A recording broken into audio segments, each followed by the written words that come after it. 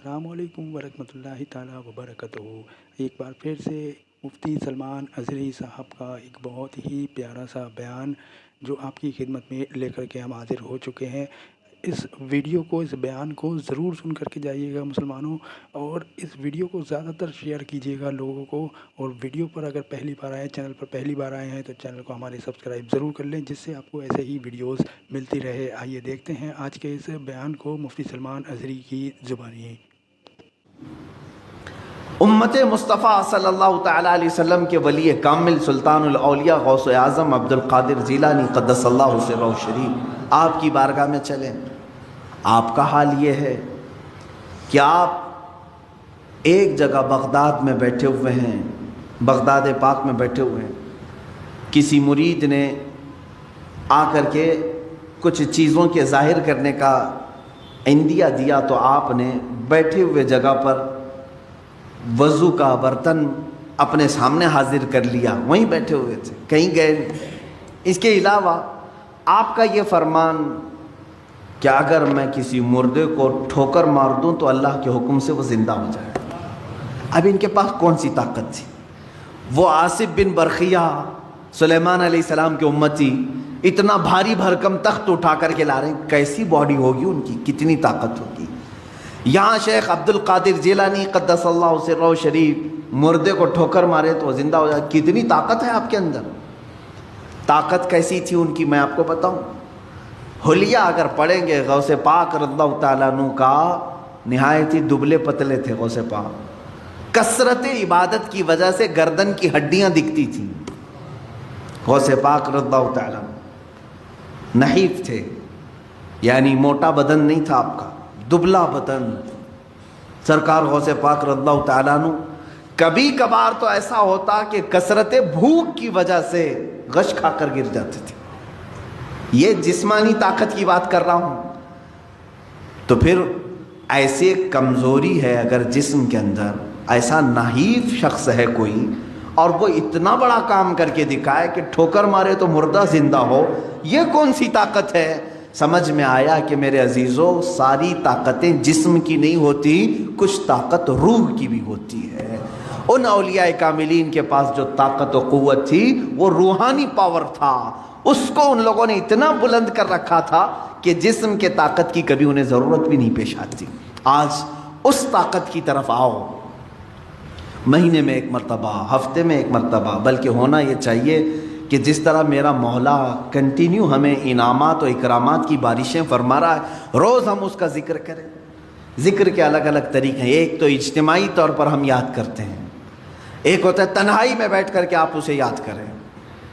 اللہ تبارک و تعالی ہر ذکر کو قبول کرے گا۔ رات کے وقت بستر پہ چلے گئے تو بغیر ذکر الہی کے نہ سوئیں۔ ذکر کا مطلب ضروری نہیں کہ 100 مرتبہ یہ چیز وہ چیز کرنا چاہیے۔ اللہ رب العزت کو جس حالت میں بھی یاد کرو گے اس کو ذکر الہی کہتے ہیں۔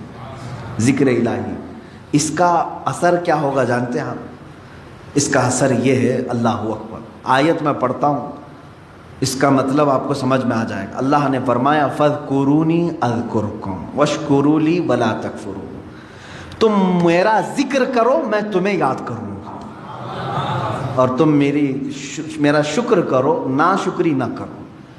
ایک ہی جملے پر توجہ دیں۔ اللہ نے کیا فرمایا؟ فَاذْكُرُونِي أَذْكُرْكُمْ۔ یہ دوسرے پارے کی آیت ہے، تم میرا ذکر کرو میں تمہیں یاد کروں گا۔ اللہ تو کیسے یاد کرے گا؟ بندوں کو کیسے یاد کرے گا؟ یہ سب سے بڑا پوائنٹ ہے، سب سے بڑا انعام ہے۔ اللہ جس بندے کو یاد رکھ لے پھر اس کا کچھ بھی نہیں ہونے والا ہے۔ اللہ جس بندے کو یاد کرے، کب وہ یاد رکھتا ہے، کب یاد کرتا ہے جانتے ہو؟ جب تم ذکر کرتے کرتے پوری عمر بتا گئے، جوان تھے تب بھی ذکر کرتے تھے، بڑھاپے میں بھی اللہ کا ذکر کرتے، اللہ اللہ اللہ کرتے رہے، لا الہ الا اللہ کرتے رہے، اسے یا حی یا قیوم بیٹھتے اٹھتے پکارتے رہے۔ ایک وقت ایسا آتا ہے کہ جب تم بستر پر چلے گئے اور تمہاری زبان بند ہو گئی، تمہاری زبان بند ہو گئی، اب تمہارے اندر بولنے کی طاقت نہیں، اب اس کے بعد تمہارے دل کو بولنے کا حکم دیتا ہے، یہی اللہ کی یاد ہے۔ جب تم چپ ہو جاؤ گے پھر اللہ تمہیں یاد کرے گا۔ اور پھر میں نے ایک بزرگ کے متعلق پڑھا، ان سے ان کے مرید نے پوچھا کہ اللہ ہمیں کیسے یاد کرے گا؟ انہوں نے کہا تو یہاں یاد کر، جب تجھے قبر میں رکھ کر کے سارے چھوڑ جائیں گے وہ تنہا تجھے یاد رکھے گا، جہاں تجھے ضرورت ہے وہ وہاں یاد کرے گا۔ تو یہاں آج یاد کر لے اسے، آج اس کا ذکر کر لے، وہ تجھے تنہا کبھی نہیں چھوڑے گا۔ میرے عزیزو، ذکر کی ان مجالس سے ہم کتنے دور ہو چکے ہیں، اولیاء اکرام کی جو روایات تھیں ان سے ہم کتنے دور آ گئے۔ آج ہمارے دل بیمار ہیں، روح بیمار ہیں، اس کا کبھی علاج کرانے کے لیے ہم کوشش بھی نہیں کرتے۔ میں چاہتا ہوں کہ آج ان اذکار کی طرف ہم جائیں جو اولیاء اکرام سے منقول ہیں۔ بزرگان دین نے یہ اذکار کیے ہیں جس کے بعد انہوں نے اپنے مریدین کو خاطر خواہ نتائج بھی عطا کیے ہیں۔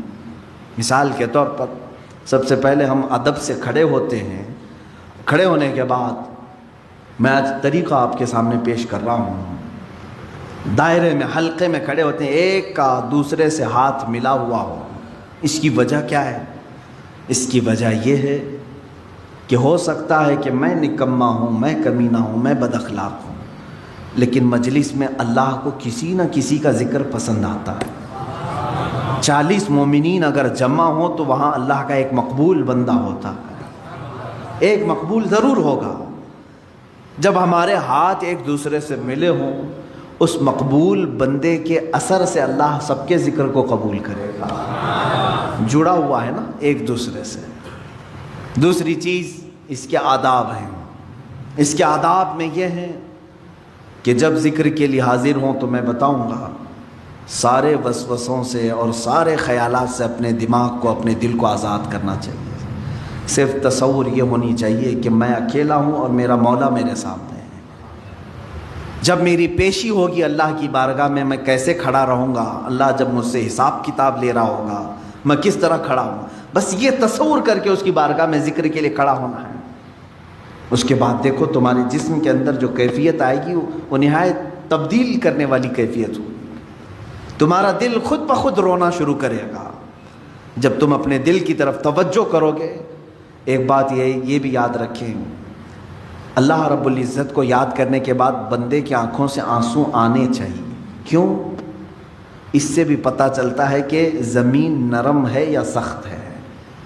روڈ پہ بارش ہو تو کوئی پودا نہیں اگتا، 10 سال بھی بارش ہو پودا نہیں اگتا۔ نرم زمین پر ایک دن بارش ہو دوسرے دن گھاس نکل آتی۔